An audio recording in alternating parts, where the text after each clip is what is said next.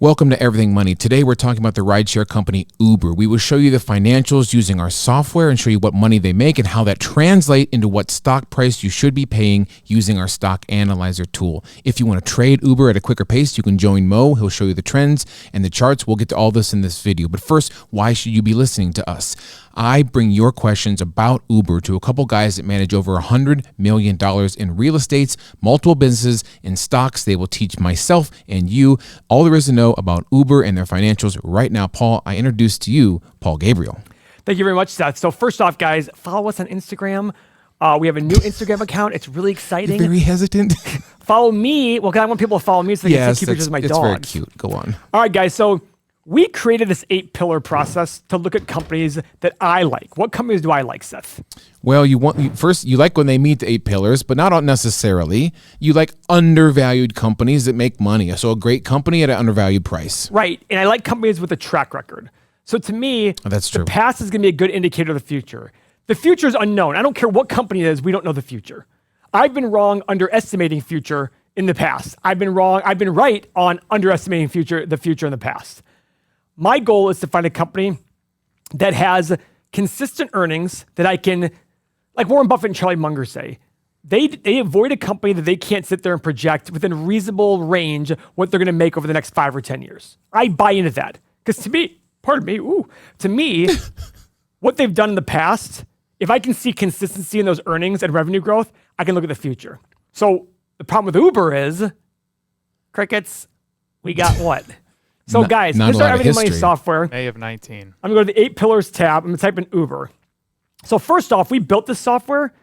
I'm just going to skip to the 8 pillars tab. We built the software. It doesn't even have enough data because we built the software specifically to do 5-year analysis. Why? Because to me, 5 years is the minimum amount of time I want to look at to say, where's consistency here? Okay. Now, Paul, I'm a young, impatient investor. I'm not looking for a couple percentage points. I want to YOLO some money and make a ton of returns on a daily basis. Then you're not an investor. And that great news is, wait for Mo. In this video, he'll show you how to trade Uber, where fundamentals don't matter. How long it's been around doesn't matter. All that matters is the charts. I think as long as you have like 100 days or 200 days of stock price, you're fine, right? Well, technically, you could trade if you wanted to. You could trade 15-minute chart. A 15-minute chart. You could do IPO same day. Go for it. Yes, but there's still certain processes. There's still certain processes and patterns that we need to have in order to look at for Mo and for ourselves. So, as an example, here's the revenue for Uber: 8 billion, 12 billion, 11 billion, 14 billion. Now, obviously, this drop was because of COVID. Great, massively growing company. Go to the bottom. Profit. Made 2 billion, lost 8 billion, lost 7 billion, lost 2 billion. So what you're saying right now is the naysayers are saying, Paul, you don't get it. You're so stupid. You don't get that as long as the company is growing, it'll lead to a stock price that's growing. Hold my beer for a second. Seth, you know what I'm going to pull up now, don't you? Yes, we have a new company to add to this. Go ahead. Intel, guys. Intel was a company. Look at this chart from Intel. Back in 2000, this was the company of the future. I remember watching a TV show where a man and a woman were the woman was very attractive, the guy was very wealthy, they were trying to date. And she said, show me your stock portfolio. Because she was very superficial and he was too. And she said, do you have Intel? He said, yes. And she jumped on him and started making out with him. This was the stock of 2000. If you're telling me now that Intel's dead, great. But in 2000, it was not dead. It was the future. The stock hit $80. It has not seen that since. But look at this. The income statement. 20 years ago, in 2000, they did $33 billion in revenue. Last year, they did $78 billion in revenue. In 2000, they made in profit $10 billion. Last year, Intel made $21 billion. The point is, over double the revenue, over double the profit. They can do everything that all the cheerleaders say it's going to do, and the stock price cannot go anywhere. So then we need to get back to basics, Paul. Like Uber's a new company. Again, I go back to the young folks think this is very disruptive. It is disruptive. What mindset do we have to have? By the way, I do believe Uber is disruptive. I think they did a great job changing the entire taxi. I mean, I was once in a taxi cab in San Diego, and the venom in the cab driver about Uber, like, well, I don't know if you want to get raped and murdered. Then if you don't, then just drive a cab. If you do, then drive an Uber. I was like, Oh, well, that's one way to look at it. Too soon? I'm like, Jesus Christ. I mean, it was literally he was just like, listen, they're unsafe. You have rapists and murders. And by the way, those have happened, but I'm quite sure there's probably things that have been happening in taxi cabs we don't hear about. Uber is disruptive. But if you overpay for disruption, like our good friend Kathy Wood does, you will end up losing a lot of money. Intel was disruptive back in the 90s. You end up, if you bought them in 2000, you are still not recovered from your buy. So you can overpay for growth. That is what we're looking at here. I go to the 8 pillars. I go to Uber. Not only that, Seth, let's look at their shares outstanding. Oh boy.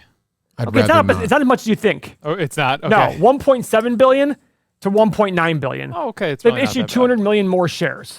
But they're diluting you. I was expecting a lot more. Intel's doing the opposite. They're taking their cash flow and decreasing the number of shares out there. You might say to me, why is this guy, I know the comment's going to be, why is this idiot comparing Intel and Uber? If that is your comment, please just turn off your computer. I don't care to hear it. Because at the end of the day, you know what I'm comparing? $1 of cash flow to Yes. $1 of cash flow. Now, is the growth potential different? Absolutely.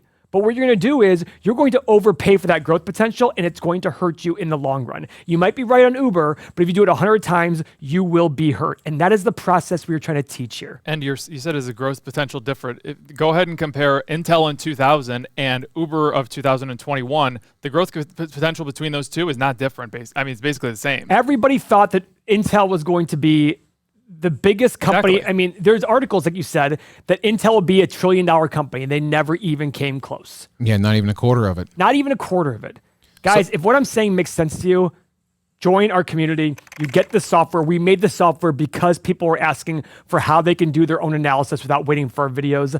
You get 6,000 other people in our community you can talk to, because we know that if you believe in this, there probably aren't many people around you who do. They're probably going to call you stupid. I just dropped my pen. Dumb, all these things. So the 6,000 people in our community, going 50 to 60 a day, can talk to each other about these ideas. You get exclusive videos. You get all the software, plus the additions to the software that are coming, all for only 90 cents per day. No brainer. And if you can save your losses by 1 or 2% a year, which is huge, or make gains of 1 or 2% a year extra, this will pay off 6 and 7 figures, hundreds of thousands of dollars, if not millions in the future. Sign up on everythingmoney.com or Patreon. The benefit of Everything Money is you don't get double charged in the first month, and you don't pay sales tax yet because we're not big enough. And yeah, it's cheaper. That's just the way it is. So anyways. Paul, what I can't figure out, when this show, we've been doing this for 3 years, and we've done Uber before, and silly me, a normal person, I couldn't figure out how this company doesn't make money. Like, is there a headquarters? Well, they're growing like crazy. They're paying tons of money to grow. But like, it's just an app. I mean, what? It's just you get to pay for acquisition. Listen, I think they have a lot of things that go. I mean, they're buying their own cars.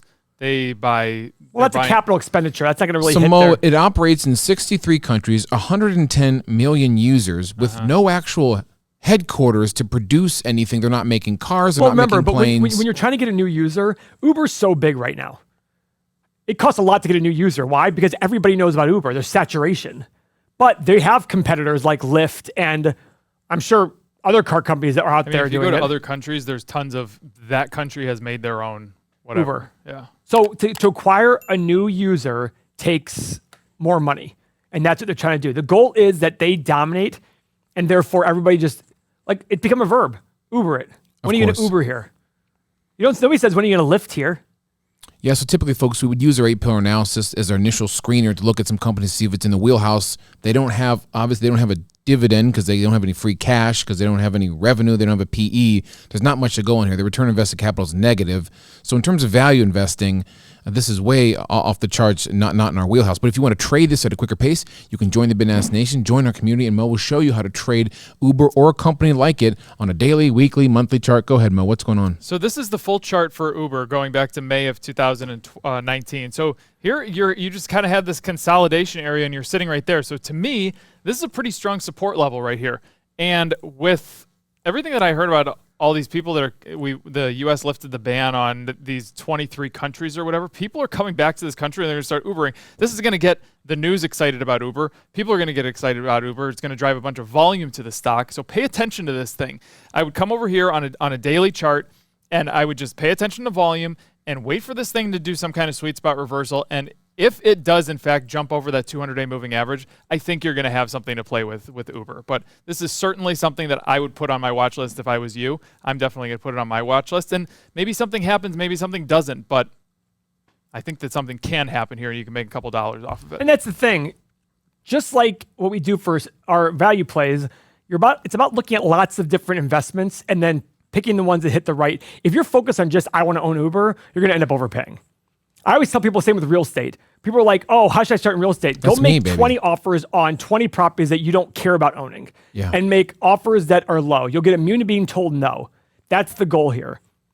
Same with Mo. Look at a lot of stocks. Same with value investing. Look at a lot of stocks. Look at a lot of these investments. That way, it's easy for you to go, doesn't fit my criteria, move on.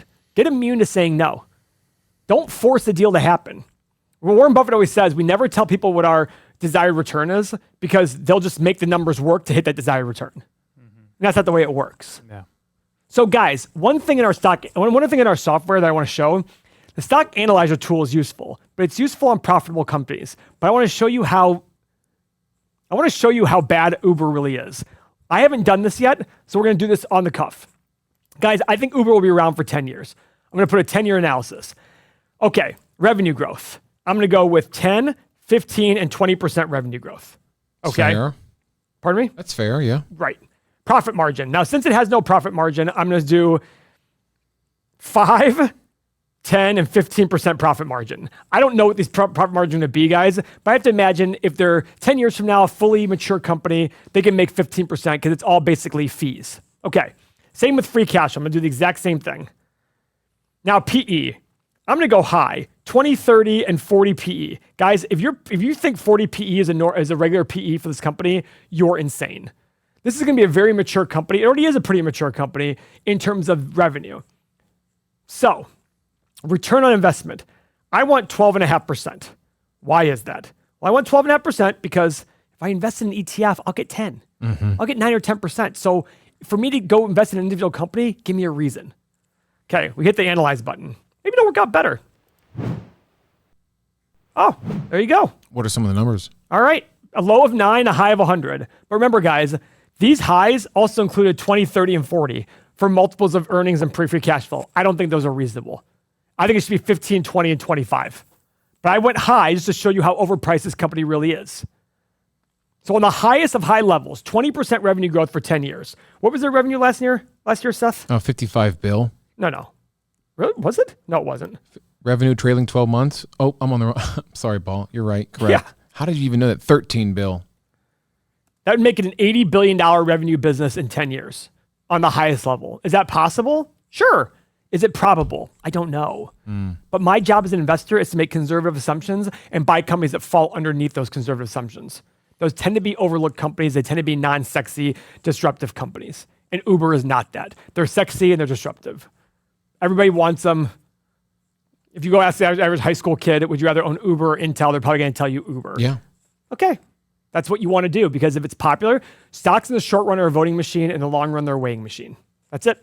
So I'm staying away from Uber. You can love the company, Paul. We love Uber. We fire it up all the time, but we're not buying the stock. That's for sure at the and moment. Something notable: they are at their IPO level price. The day that they the day that they went public, they're at Wait, that price. How can a disruptive company be at the same price it was when it went public? It opened up, went to a high of $45 on the nose that day, and today is at $44.73 at the second. So, boom.